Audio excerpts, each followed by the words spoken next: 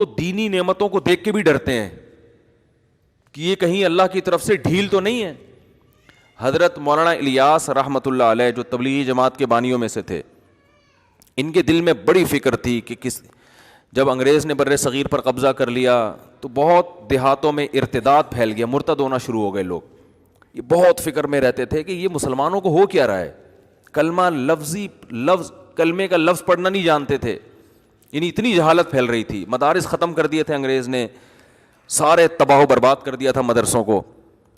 تو یہ بہت فکر, یہ راتوں کو اٹھ کے پریشان, نیند اڑ جاتی تھی ان کی کہ بھئی کیا کروں میں. تو بہت کبھی ان کا خیال آتا کہ میں بھی مدرسہ بناؤں. تو پھر یہ سوچتے کہ مدرسے میں تو محدود لوگ آتے ہیں نا, محدود بچے ہوتے ہیں, محدود لوگ ہوتے ہیں. یہ اتنی بڑی قوم جو اتنے لاکھوں لوگ ہیں ہندوستان کے, جس میں پاکستان اور بنگلہ دیش بھی تھا, ان کے ایمان کو کیسے بچایا جائے. نہ پیسے ہیں نہ وسائل ہیں. حکومت برطانیہ کی ہے, وہ تو اسلام کو نہیں پسند کرتا تھا. تو اتنا درد تھا ان کے دل میں. ان کی سوانے میں لکھا ہے کہ راتوں کو نیندیں اڑ جایا کرتی تھی ان کی. ان کے اہل خانہ بتاتے ہیں چہل قدمی کر رہے ہوتے تھے رات کو. تو پوچھتے کیا کہہ رہے ہیں, یہ ہمارے یعنی مسلمانوں کا ہوگا کیا, یہ تو سب اسلام سے دور ہو جائیں گے, اس کو کیسے روکا جائے. تو اللہ نے ان کے ذہن میں یہ ترکیب ڈالی کہ بھائی کوئی الگ سے مدرسہ بنانے کی ضرورت نہیں ہے, کوئی انسٹیٹیوٹ بنانے کی. یہ روایتی طریقے ہیں جو صدیوں سے آ رہے ہیں, چلتے رہیں گے. عوام میں کوئی بہت بڑا کام کرنا چاہیے. اور ان کے ذہن میں یہ بات آئی کہ جس چیز پہ انسان کا جان, مال اور وقت لگتا ہے, انسان کے دل میں اسی کی قدر آتی ہے. صحابہ کرام کی جان بھی لگی, مال بھی لگا اور وقت بھی لگا. تو ان کا جان اور مال اور وقت لگاؤ. اور جہادی تحریکیں بھی ناکام ہو چکی تھیں. بہت سے علماء انگریز کے خلاف کھڑے ہوئے. یہ جتنے دیوبند کے علماء ہیں نا, ان میں کوئی ایک بھی ایسا نہیں ہے جس نے انگریز کے خلاف جہاد میں حصہ نہ لیا ہو. یہ انگریزوں, میں نے پرسوں ایک کتاب پڑھی, دی لاسٹ مغل. یہ انگلش میں کتاب ہے, ایک گورے کی, پوری کتاب نہیں, اس کا کچھ حصہ پڑھا. دی لاسٹ مغل, یہ کتاب آپ لوگ ضرور پڑھیں. اس انگریز نے مغلوں کی تاریخ پر ایسی شاندار اور اوتھینٹک کتاب لکھی ہے کہ ہٹو بچوں کر دیا اس نے.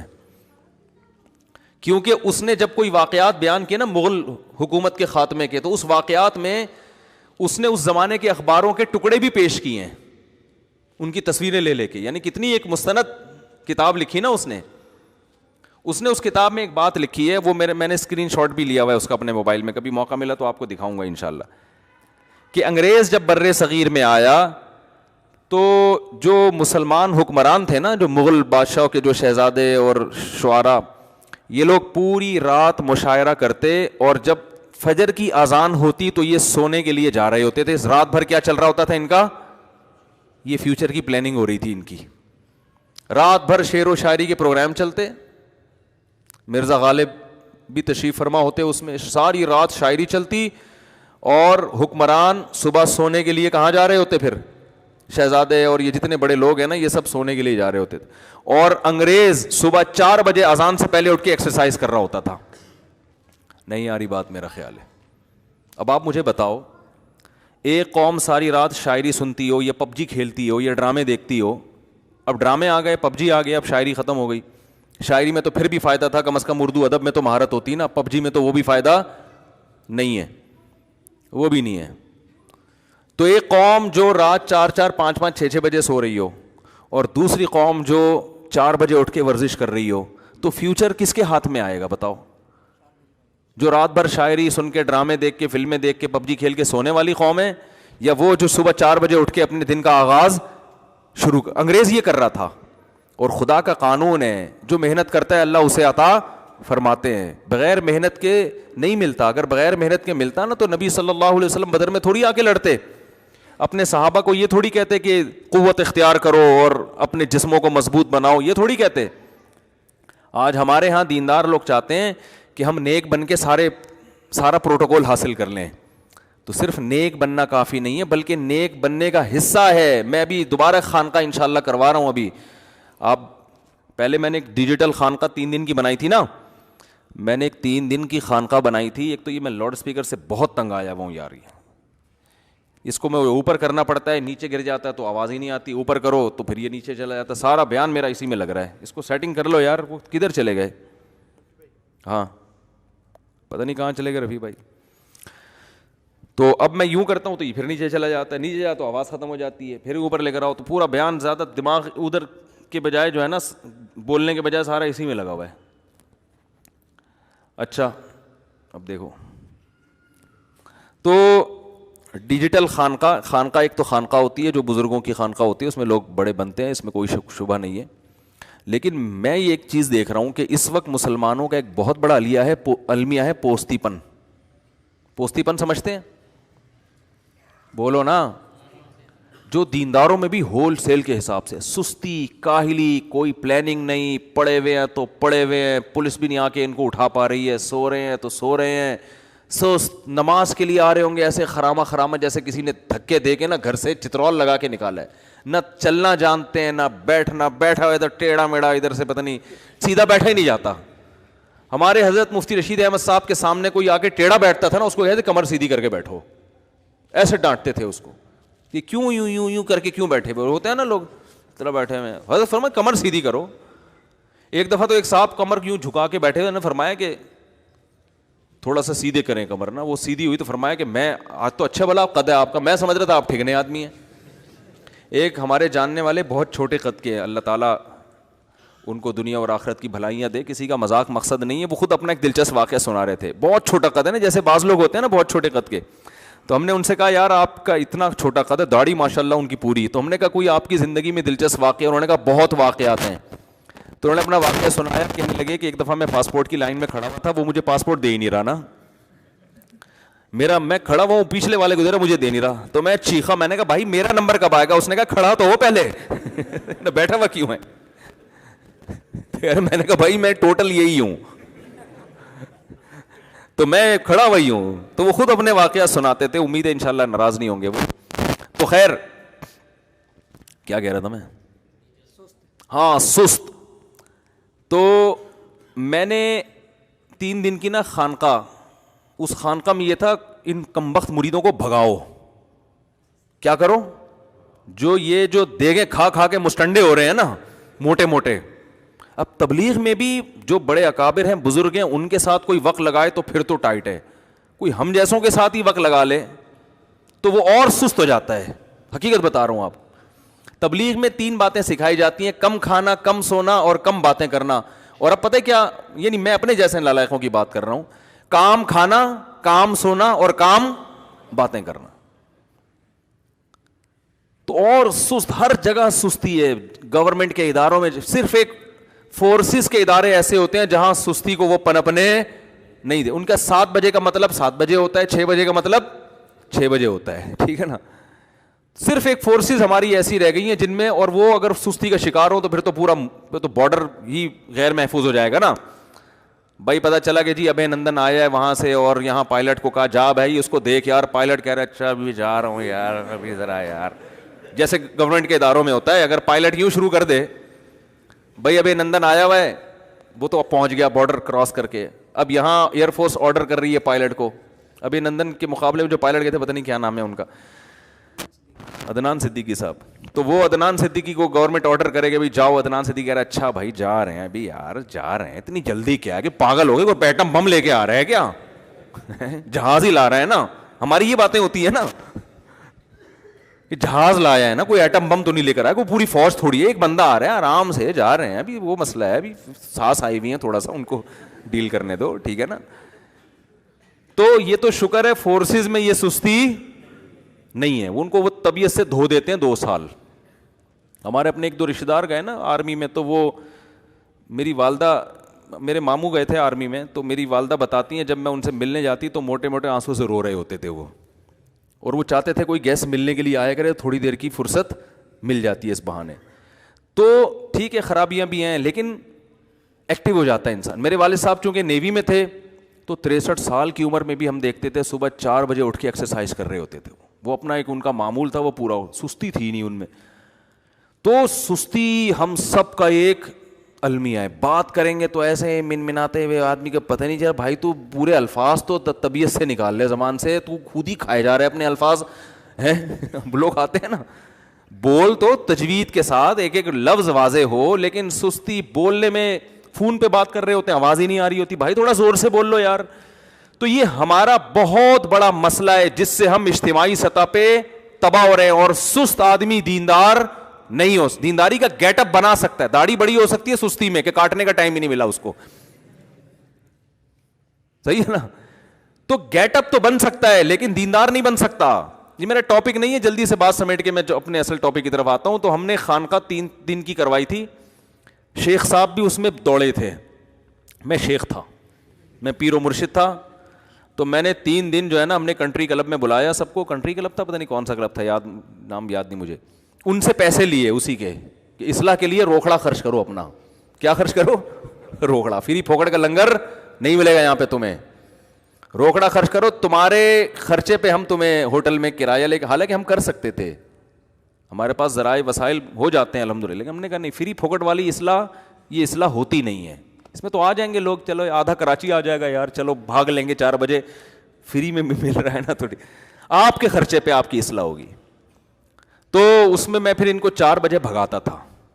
تو ہو سکتا ہے کوئی کہتا ہے یہ کون سی اصلاح, یہ کون سی آخرت کی محبت پیدا ہو رہی ہے یار, قبر کا عذاب بتاؤ, میدان حشر کی سختیاں بتاؤ, یہ ہوتی ہے اصلاح, یہ کیا 4 بجے اٹھ کے بھگا رہے ہو. تو میں ان کو پہلے بتا دیا تھا کہ یہاں اس وقت 3 دن میں آپ کا پیر ہوں, اور پیر کا مطلب یہ ہوتا ہے جو وہ کہہ رہا ہے اس پہ آپ نے عمل کرنا ہے. تو بھگایا ہم نے 3 دن ان کو. تو لیکن اب سوچ رہا ہوں 3 دن سے 40 دن کا ہونا چاہیے, اس میں میری اپنی بھی اصلاح ہوگی نا, ہم بھی تو بھاگیں گے 4 بجے اٹھ کے. تو یہ بہت بڑے مسائل ہیں. تو وہ انگریز نے کتاب لکھی ہے, ابھی بھی وہ زندہ ہے گورا, اور بہت اوتھینٹک کتاب ہے ہسٹری پہ. انگریز بعض کام بڑے خاندانی کرتے, چھوڑو بھی ہوتے ہیں, ایسا نہیں ہے کہ سارے صحیح ہوتے ہیں, لیکن اگر ان میں کوئی فیصلہ کر لینا کہ میں نے ریسرچ کرنی ہے تو وہ ریسرچ کا حق ادا کرتا ہے. اس نے اس زمانے کے اخباروں کے ٹکڑے, ان کی تصویریں بھی ڈالی ہیں. تو اس نے یہ لکھا ہے کہ صبح 5 بجے 4 بجے یا 5 بجے جب فجر کی اذانیں ہوتی تھیں تو مغل بادشاہوں کے مشاعرے ختم ہوتے تھے, یہ سونے کے لیے جا رہے ہوتے تھے, اور انگریز صبح 4 بجے اٹھ کے ایکسرسائز کر رہا ہوتا تھا. تو ظاہر ہے پھر حکومت کس کے پاس آنی تھی؟ انہی کے پاس آنی تھی, جو اپنے آپ کو تیار کر رہا ہے مستقبل کے لیے.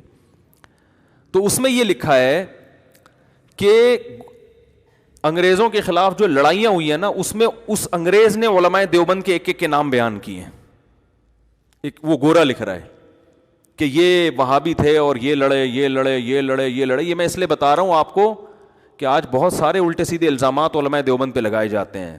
تو انگریز کے خلاف اگر کوئی میدان میں حقیقی معنوں میں آ کے کھڑا ہوا ہے نا, تو کون کھڑا ہوا ہے؟ یہ وہی جن کو صوفی کہا جاتا ہے, جن کو کہا جاتا ہے یہ بس چٹائیوں پہ بیٹھ کے اللہ اللہ کرنے والے تھے. یہ چٹائیوں پہ بھی بیٹھتے تھے اور میدان جنگ میں گھوڑوں پہ بھی بیٹھتے تھے. تو جب وہ جہادی تحریکیں ناکام ہو گئی, کیونکہ مسلمانوں نے حقیقی معنوں میں ساتھ نہیں دیا, انگریز اتنا ذہن بنا چکا تھا کہ بغاوتیں ہو رہی تھیں, اپنے ہی لوگ بغاوت کر لیتے تھے. سید احمد شہید رحمۃ اللہ علیہ کی تحریک تھی, شاہ اسماعیل شہید رحمۃ اللہ علیہ شہید ہوئے, یہ سب اپنوں کی بغاوتوں سے ہوئے ہیں. مل جاتے تھے, پیسوں میں بک جاتے تھے مسلمان. تو اللہ کے فیصلے تو اجتماعی سطح پہ ہوتے ہیں نا, قوم صحیح ہوگی تو فیصلے ہوں گے, 2-4 افراد کے صحیح ہونے سے تھوڑی ہوتا ہے.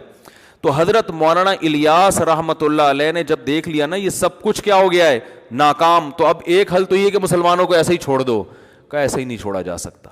اتنا درد تھا, اتنی فکر تھی, راتوں کو اٹھ کے نیند خراب ہو جاتی تھی. اور ہماری نیند خراب ہوتی ہے, کوئی پیسے نہیں واپس کر رہا, کوئی مسئلہ ہے وہاں, کوئی جو ہے نا, ان کی نیندیں خراب کیوں ہو رہی ہیں کہ بھائی یہ بر صغیر کے مسلمان تو سارے کافر ہو جائیں گے, یہ تو اسلام سے دور ہو جائیں گے. تو دینی مدارس کافی نہیں ہیں اس فتنے کو کنٹرول کرنے کے لیے. وہ اپنا کردار تو ادا کر رہے ہیں مگر یہ کافی نہیں ہے.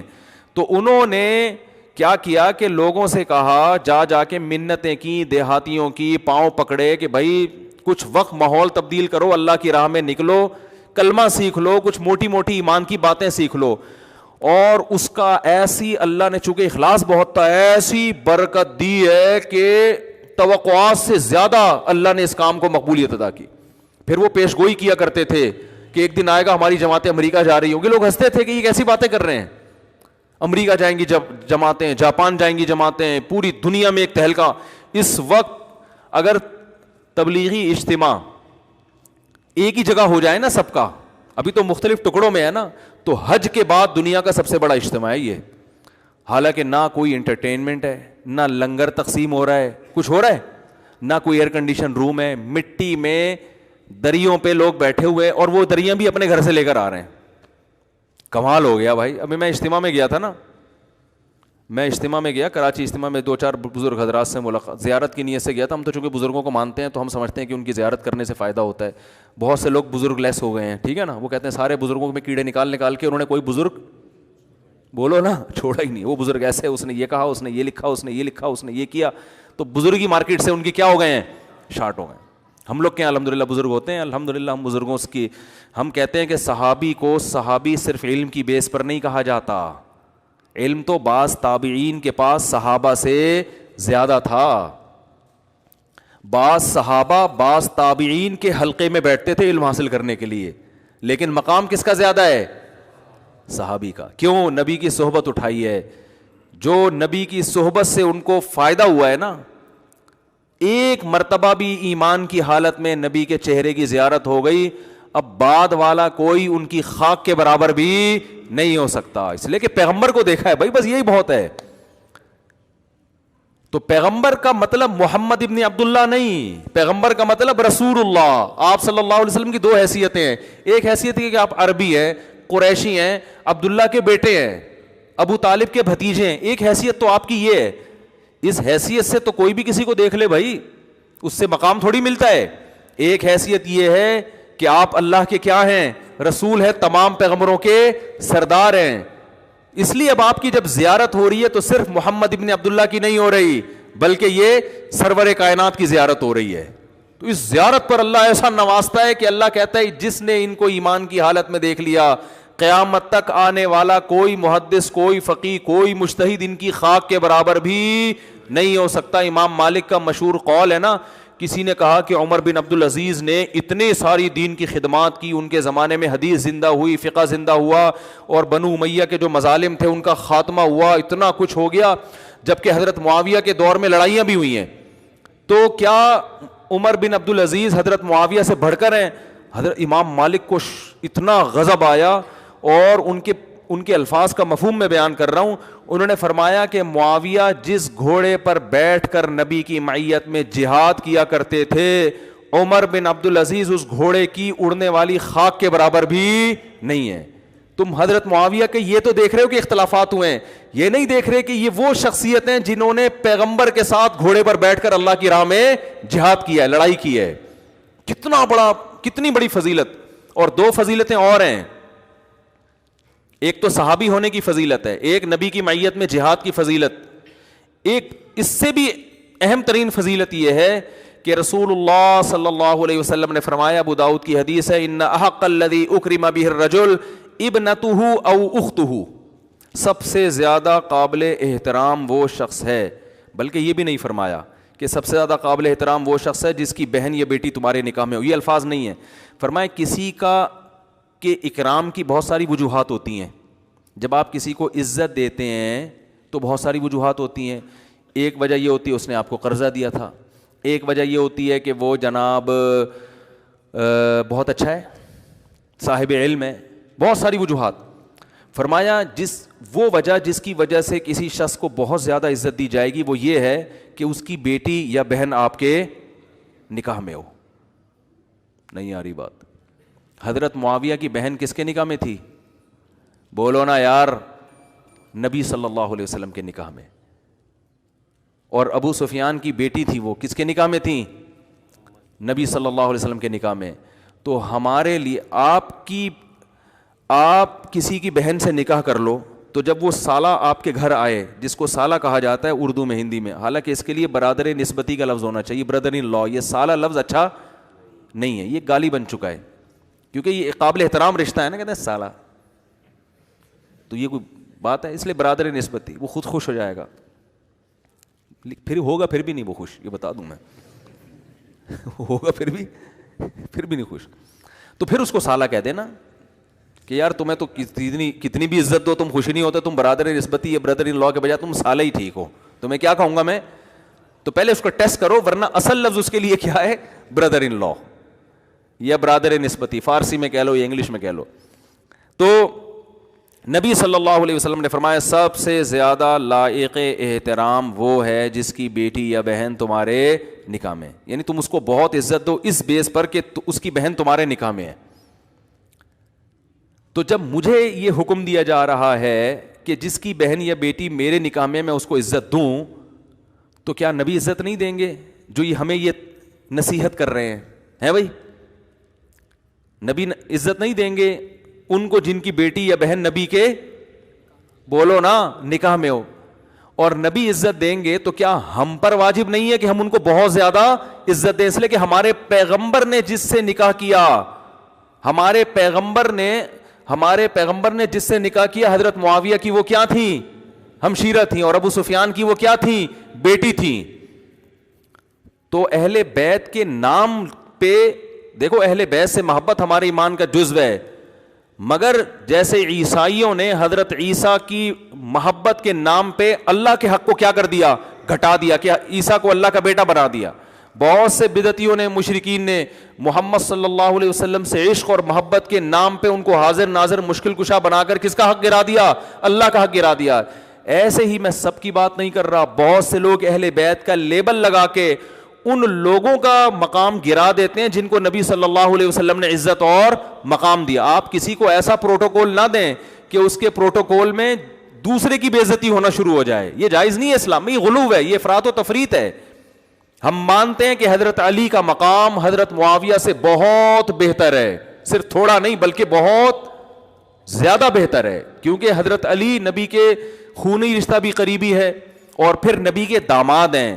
بیٹی دینا یہ زیادہ مشکل کام ہوتا ہے بنسبت کسی کی بیٹی کے لینے کے. تو دینے میں زیادہ جگر چاہیے، دینے کے لیے بہت دفعہ سوچا جاتا ہے. تو اس لیے نبی صلی اللہ علیہ وسلم نے جو عزت حضرت علی کو دی اتنی حضرت معاویہ کو نہیں دی. لیکن اس کا یہ مطلب نہیں ہے کہ حضرت معاویہ قابل عزت نہیں تھے. حضرت علی کا مقام بہت اونچا ہے، مگر حضرت معاویہ کا مقام بھی کم نہیں ہے، نہ حضرت ابو سفیان کا مقام کم ہے. تو میں بات کر رہا تھا صحبت کی. تو صحابی رسول کو یہ پروٹوکول کیوں ملا؟ اس لیے کہ انہوں نے پیغمبر صلی اللہ علیہ وسلم کی صحبت اٹھائی. تو مجھے اگر کہیں موقع ملے کسی بزرگ کی زیارت کا، میں کوئی بہت نیک آدمی نہیں ہوں، نہ کوئی بہت بڑا فنٹر ہوں، نہ میں دعویٰ کرتا ہوں میں بہت بزرگوں کی عقیدت ہے، ٹوٹے پھوٹے جو بھی اللہ کبھی توفیق دے دے تو میں کوشش کرتا ہوں کہ زیارت بولو نا کر لی جائے، کہ شاید قیامت کے دن کام آ جائے. تھوڑی بہت کوشش کر لیتا ہوں کہ شاید تھوڑی سی اس عقیدت کو اللہ تعالیٰ قیامت کے دن بڑا بنا دے. تو میں گیا وہاں، کچھ تبلیغ کے اکابر تھے، ملاقات کا موقع مل گیا. تو میں جب ان کے پاس گیا تو بات جو کر رہا تھا وہ تو کھوپڑی سے نکلی گئی ہے. یہ واقعہ میں سنا کیوں رہا تھا؟ تو سارا صحبت پہ آ گیا. یہ واقعہ کیوں سنا رہا تھا میں؟ ہاں وہ جو اب شکر ہے آ گیا دماغ میں. جب بھی دماغ کو کھوپڑی کہو نا تو وہ ایک دم ایکٹیو ہو جاتا ہے. یہ میں نے تجربہ کر کے دیکھا. دماغ بولو گے، کھوپڑی بولو گے نا، ایک دم دماغ کی کھوپڑی گھوم جاتی ہے پھر. ٹھیک ہے نا، بھولی ہوئی باتیں یاد آتی ہیں. یہ کھوپڑی کا لفظ میں اٹریکشن بہت ہے. تو میں جب ادھر گیا نا تو وہاں ایک دو بزرگوں سے زیارت ہوئی. تو وہاں ہم جب بیٹھے نا کھانا کھانے کے لیے، میں اخلاص بتا رہا ہوں کہ حضرت مولانا الیاس رحمۃ اللہ علیہ کا جو سینے کا درد تھا نا وہ کیسے منتقل ہوا ہے. حالانکہ نہ کوئی اسباب تھے نہ کوئی وسائل تھے، بل لوگوں کے جا کے منتیں کرتے تھے، کچھ وقت لگاؤ، اپنی جان اپنا مال اپنا وقت خرچ کرو. اس کی برکتیں دیکھیں کیسے ارب پتی کروڑ پتی لوگ جماعت میں نکلے، سارے کام آٹومیٹک ہو رہے ہیں. ڈاکٹر بھی بیٹھے ہوئے ہیں، کوئی فیس نہیں، ٹھیک ہے نا. ہوٹل کھلے ہوئے ہیں، کوئی پروفٹ نہیں ہے، سب فی سبیل اللہ، ہر آدمی فی سبیل اللہ. تو میں جب وہاں گیا تو ایک وہاں کوئی پرانے تھے، انہوں نے مجھے کھانا دیگ پہ بیٹھے ہوئے تھے، وہ دیگیں کھلا رہے تھے نا. ہم بھی گھننے بن کے بیٹھ گئے وہاں پہ، ہمیں بھی خیر کھلایا انہوں نے. پھر ہی پھوڑ کا کون چھوڑتا ہے بھائی. تو میں نے کہا یار یہ دیگ پہ کون بیٹھا ہوا ہے؟ تو انہوں نے بتایا یہ کتنی فیکٹریوں کے مالک ہیں، یہ کتنے کروڑ پتی آدمی ہیں، اور دیکھو کیسے اپنے آپ کو کیا کر دیا. مجھے تو کوئی دیگ پہ بٹھایا میں تو کم از کم نہیں بیٹھوں گا، میں کھا لوں گا. یہ دیگ پہ مجھے کوئی تصویر کھینچ کے ڈال دے گا، مفتی صاحب کا بزنس ہے، کس کا؟ دیگوں کا. عجیب سا لگ رہا ہوتا ہے نا آدمی. میں بکری کے ساتھ تصویر کھنچوانے کے لیے تیار ہوں، بریانی یا قورمے کی دیگ کے ساتھ مجھے تصویر کھنچواتے ہوئے بڑی شرم آتی ہے، کیونکہ ایسا لگے گا ان کا کیا ہے، یہ دیگوں کا کام کر رہے ہیں. ہمیں تو بڑی شرم آتی ہے، ہم تو نہیں بیٹھ سکتے. لیکن ان کا جگر ہے کہ نہیں ہے؟ دیکھو ایک کوئی دے گا، کوئی کسی کا بزنس ہے وہ تو بیٹھ جائے گا نا، لیکن اگر کسی کا بزنس بہت اونچے لیول کا ہو، اس کو دیگ پہ بیٹھتے ہوئے شرم آئے گی. وہ تو کہے گا میں دیگ کا آرڈر تو کر دوں گا لیکن میں دیگوں میں کھانا بانٹوں گا نہیں، اتنی نہیں ہو رہی. ہاں بس آرڈر، جیسے ہم بھی کبھی کبھار کسی کو کھلانا ہوتا ہے، دیگ کا آرڈر کر دیا بھائی ادھر ہی بانٹ بوٹ کے آ جاؤ. دیگ پہ بیٹھتے ہوئے انسان کو شرم آتی ہے. میں نے دیکھا یار دیگ پہ بیٹھ کے کیا کر رہے ہیں، اور ایک نہیں ہے، لاکھ ہزاروں لوگ تبلیغ میں جڑے ہوئے ہیں، ان کی کروڑوں روپے کی آمدن ہے، درجنوں فیکٹریاں، ایسا اپنے آپ کو مٹی میں ملایا ہوا ہے، خاک میں ملایا ہوا ہے، غریب سے غریب آدمی کے پاؤں پکڑ پکڑ کے اس کو اللہ کی راہ میں نکال رہے ہیں جس سے کوئی لینا دینا نہیں ہے. تو جب یہ میں اصل بتا رہا تھا، کام جب شروع ہوا نا تبلیغ کا تو بہت پھیلنا شروع ہو گیا. حضرت مفتی محمد شفیع صاحب رحمۃ اللہ علیہ ایک دفعہ گئے حضرت مولانا الیاس رحمۃ اللہ علیہ کی عیادت کے لیے، بیمار ہو گئے تھے. تو حضرت مولانا الیاس رحمۃ اللہ علیہ نے فرمایا، جو میں اصل استدراج سمجھانا چاہ رہا تھا کہ بے دین میں اور دینداروں میں کیا فرق ہوتا ہے، کہ بے دین آدمی کو گناہ کر رہا ہے، عیاشی کر رہا ہے، اور اس کو نعمتیں مل رہی ہیں تو سمجھتا ہے کہ کیا یہ سب صحیح ہو رہا ہے بھائی. اور جو اہل اللہ ہوتے ہیں وہ تقوی اختیار کرتے ہیں اور ان کو عیاشی نہیں بلکہ ان کے دین کے کام میں برکت ہو رہی ہے، تو وہ سمجھ رہے ہوتے ہیں شاید اللہ کی طرف سے ڈھیل نہ ہو کہیں، ایسا نہ ہو اللہ ناراض ہو اور اللہ نے کہا چلو ابھی کام کو پھیلنے دیتا ہوں. تو حضرت مولانا الیاس رحمۃ اللہ علیہ بیمار تھے. حضرت مفتی محمد شفیع صاحب رحمہ اللہ تعالیٰ نے ان کے پاس گئے تو حضرت مولانا الیاس رحمۃ اللہ نے فرمایا کہ تبلیغ کا کام اتنا پھیلتا جا رہا ہے، مجھے ڈر ہے کہ یہ اللہ کی طرف سے ڈھیل نہ ہو. آپ اندازہ لگاؤ کہ ایسا نہ ہو کہ اللہ ہم سے ناراض ہو اور اللہ وقتی طور پہ ترقی دے رہا ہو ہم کو کہ چلو فی الحال تم جو کام لے کے چلے تھے میں اس کو پھیلا رہا ہوں، لیکن اندر سے اللہ کیا ہو، ناراض ہو، اور آخر میں ہمیں کہیں پکڑ نہ لے. تو حضرت مفتی محمد شفیع صاحب تھے مفتی، حقیقی مفتی. ایسے نہیں کہ آج پتھر اٹھاؤ تو کیا نکلتا ہے، ہر پاگل سے پاگل کیا بنا ہوا ہے، مفتی بنا ہوا ہے. اتنا سستا لفظ ہو گیا ہے نا کہ میں کہتا ہوں کسی کو کچھ نہیں آتا تو مفتی لگا دو اس کے نام کے ساتھ. جن چڑیل بھوت بھگانے والے بھی کیا ہیں، مفتی. استخارے نکال کے لوگوں کو الو بنانے والے بھی کیا ہیں. آج مجھے کسی نے بتایا امریکہ میں ایک صاحب استخارہ نکال کے بتا رہے ہیں اور کہ یہ کر لو یہ نہیں کر لو. میں نے، اور وہ مفتی بھی ہیں، میں نے کہا جیسے دن اور رات جمع نہیں ہو سکتے نا، مفتی اور استخارہ جمع. مفتی کو سب سے پہلے پتہ ہوتا ہے کہ استخارے میں کچھ نکل ہی نہیں سکتا تو کہاں سے نکال کے پبلک کو بتا رہا ہے، یہ نہ کوئی سگنل نہ کوئی اشارہ. تو وہ جو تھے حضرت مفتی شفیع صاحب رحمۃ اللہ واقعی مفتی تھے. تو انہوں نے فرمایا کہ یہ استدراج نہیں ہے، استدراج بولو نہیں ہے، یہ ڈھیل نہیں ہے، آپ تسلی رکھیں. کہا آپ کو کیسے پتہ چل گیا ڈھیل نہیں ہے؟ کہا اگر یہ اللہ کی طرف سے ڈھیل ہوتی نا تو آپ کو یہ خوف نہ ہوتا کہ یہ ڈھیل تو نہیں ہے. خاندانی جواب دیا کہ نہیں دیا؟ کیونکہ جب ڈھیل ہوتی ہے تو اس میں انسان یہ سمجھتا ہے کہ یہ نعمتوں کی بارش ہو رہی ہے مجھ پر، وہ تو اترانے لگتا ہے. جس کو یہ خوف ہے کہ بھئی آزمائش نہ ہو، یہ خوف اس کی علامت ہے کہ یہ ڈھیل نہیں ہے، یہ اللہ کی طرف سے برکت ہے. کام کی